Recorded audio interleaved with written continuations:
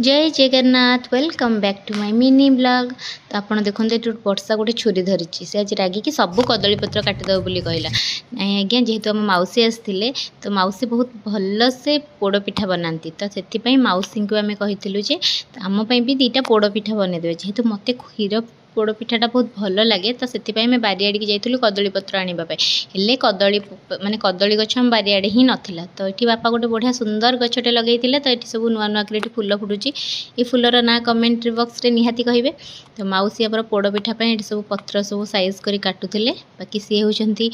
माने हेड मिस्त्री आम सब हेलु हेल्पर तो सी माने मुख्य काम हो सी सब काम करुले बाकी आम टे ठिया होती हेल्प करूँ रुटी आलू कषा हबार था तो एपटे मौसी पोड़पिठा प्रस्तुति चलती एपटे आमर रातिर रोसई भी रोसई चलती आमर ए पोड़पिठाटी ए 50% शेष हो गला बाकी ताको एमती सजेकी बाकी आहरी घंटाटे बसईदे आम पोड़पिठाटी कम्प्लीट हो तापर जेहेतु आम दीटा पोड़पिठा बनाऊलु तो यहाँ हूँ चाउल पोड़पिठा सेटा आउ गोटे बनाऊलु जो कि सेटा हूँ क्षीर पोड़पिठा तो एमती है आम पोड़पिठा ए कम्प्लीट हो गला जेहेतु आपण को होली रे गोटे वीडियो रे कही ना जेहेतु दियर मोर गोटे ड्रिंक्स बनाऊले सेटा बारबिक्यू रे पीके आसते मोजिटो तो सेटा 90% बनई 10% थिला फाइनाली 10% भी कम्प्लीट होगा मुझे 100% क्लीयर बढ़िया बनई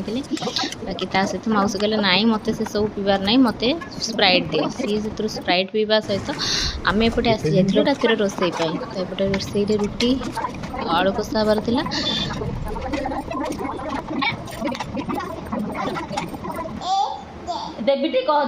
जानवी गोटे नुआ कथाटे कहूला दीदी छपा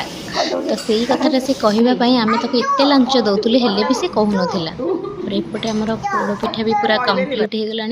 क्षीर पोड़पिठा सहित आमर चाउल पोड़पिठा दीटाक बहुत ही टेस्टी होता बहुत ही भल भी लगुला